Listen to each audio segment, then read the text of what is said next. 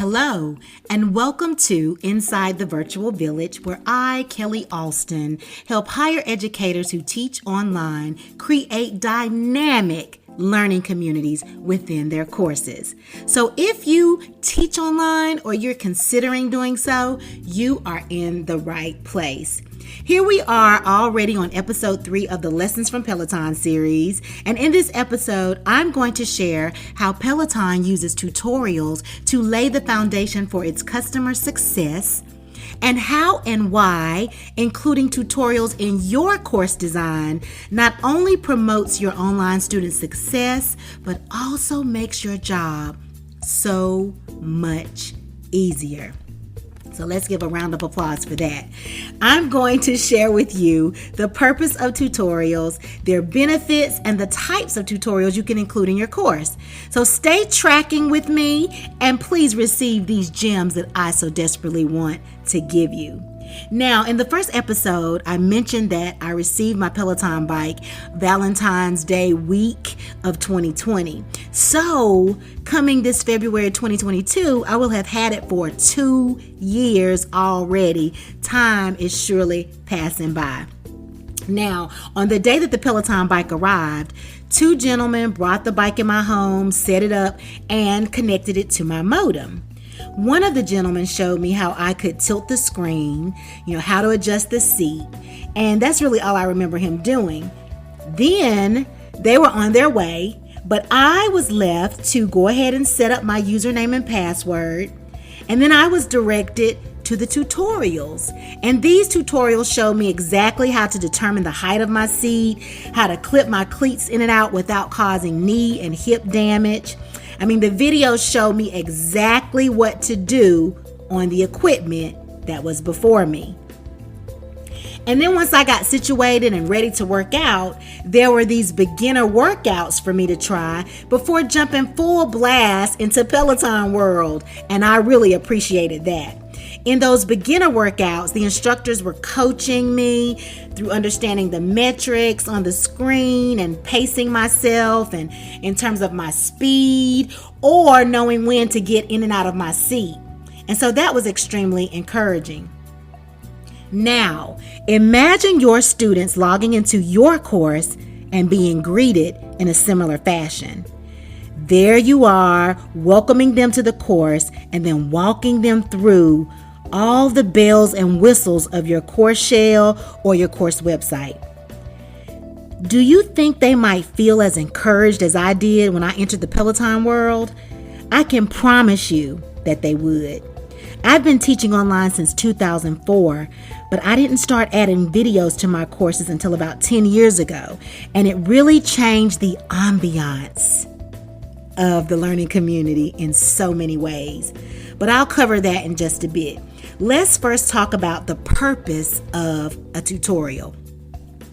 Now, normally I don't use Wikipedia for a resource. I might just, go on there just to kind of get some information, but not as a, peer-reviewed resource because it can be changed by individuals. But I was surprised to see that Wikipedia had the best definition of a tutorial. Okay, so they outdid Merriam-Webster this time and all the other dictionaries online. So if you have pen and paper, write this down because this is a kind of lengthy definition, but it's very specific and I just absolutely love it.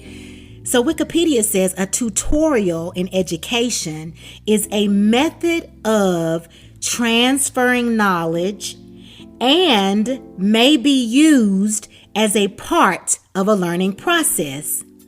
It is more interactive and specific than a book or a lecture, and a tutorial seeks to teach by example and supply the information to complete a certain task.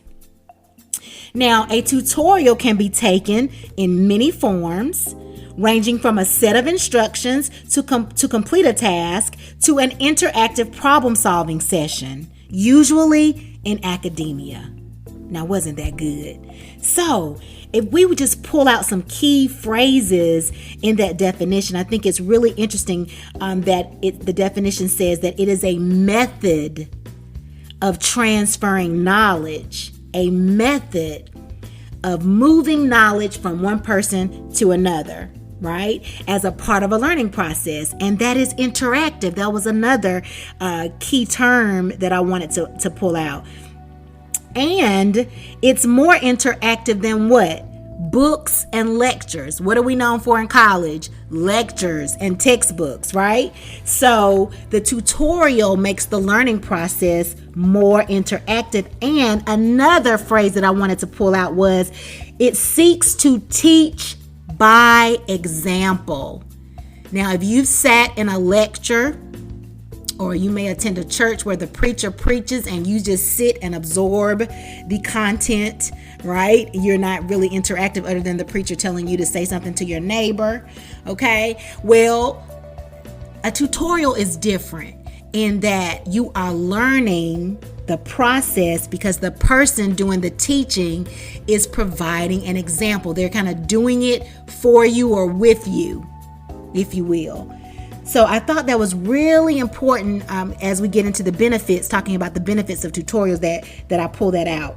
And then also it says that it could also be an interactive problem-solving session. So in my courses, I call that a study hall, where my students come together and we may be working on something together for the benefit of everyone, so they can ask questions live, and then that recording is available for any person who could not attend. But for this particular episode, I'm really focusing mostly on pre-recorded videos, pre-recorded tutorial sessions, okay? So let's talk about the benefits of tutorials. If you are young enough, way before YouTube and the hundreds of cable channels we have today, you may recall your teacher telling you that you could watch a video because perhaps you all were studying a particular subject and she had a video that aligned with it. Or maybe you all had perfect attendance and you had earned that popcorn and a movie party for a treat. You were excited, weren't you, to know that you could watch a movie in school or watch some type of video in school? You know, they say a picture is worth 1,000 words. So how many words do you think a video is worth? A whole lot more, I would say. Well, students today are growing up with video. It's not just some one-time thing that they just watch in class. It's a part of their daily lives. They have options when it comes to television channels, even subscriptions such as Netflix, Hulu, Amazon Prime, Disney Plus, and on and on. So if your course does not include video and it is completely text-driven, then you're going to lessen the fulfillment of the overall learning experience. Also, I want you to think about this. Video enhances students' ability to focus and retain information. If you don't believe me, go watch a young child or a teenager play the Sims video game and ask that child to tell you what happened during the game, how they responded to what happened, and I promise that you will get an entire review with not one detail left out. Video is powerful because it combines speech, text, and images. When our brains can hear and see images at the same time, it's easier to comprehend and remember a message. Now, for those of you who want a little research to back this up, there are 6 researchers from the University of Queensland in Australia and Australian Catholic University who published a study in the Review of Educational Research, which is a peer-reviewed journal of the American Educational Research Association. And their study proclaimed that pre-recorded videos proved more effective for student learning than in-person instruction. Now, the study analyzed 105 past randomized trials. There were 7,776 students in total that had looked at the effects of videos on learning compared to the effects of other teaching mediums, such as in-person lectures and assigned readings. Isn't that interesting? If that is not convincing enough, I want to give you a few more reasons for including tutorials in your course. The tutorials will increase student engagement. Write that down. Your students will be more motivated to learn when they see that they don't have to just read a textbook or read an assignment, but that they can watch and follow along. They can actually learn by doing. As a result, your students will develop a deeper connection to the content and also a deeper connection with you. When students see that you care enough about their learning to include videos that you created or videos published by others that help them understand a concept and complete a task, they will think more highly of you. I cannot count how many times students have thanked me for having tutorials or what I call instructional videos in every aspect of my course. Yes, it took me some time to get videos everywhere, but I have videos all over my course. Students appreciate being able to rewind and go at their own pace. They appreciate having time to reflect on the information and then pose questions as necessary. And then you won't get those questions like, I don't understand what to do.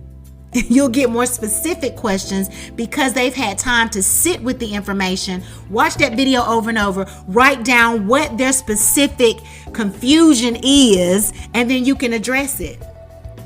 Tutorials are powerful because they keep students out of your inbox. Remember I said it would make your job easier? I cannot tell you how much my email inbox diminished, the amount of messages and emails that I had diminished once I started using video.